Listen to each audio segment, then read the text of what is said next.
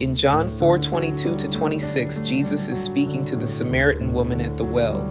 This passage reveals profound truths about worship and salvation. True worship, John 4:22. You worship what you do not know. We worship what we know, for salvation is from the Jews. Jesus is highlighting the difference between Samaritan and Jewish worship.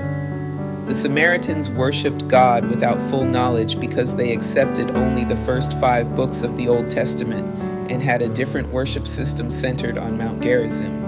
In contrast, the Jews had the full revelation of God and worshipped in the context of that revelation, which included the promise of salvation through the Messiah.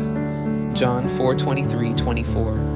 But the hour is coming, and is now here, when the true worshipers will worship the Father in spirit and truth, for the Father is seeking such people to worship Him. God is spirit, and those who worship Him must worship in spirit and truth.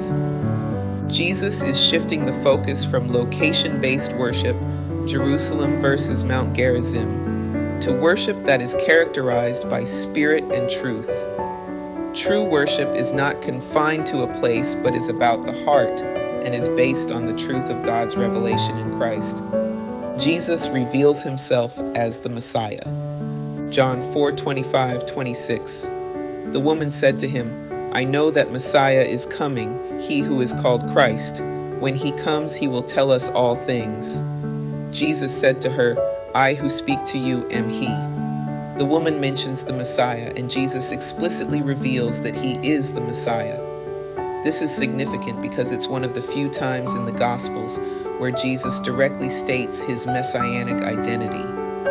In these verses, Jesus teaches about the true nature of worship, revealing that it transcends physical locations and rituals, focusing instead on a relationship with God that is rooted in spirit and truth.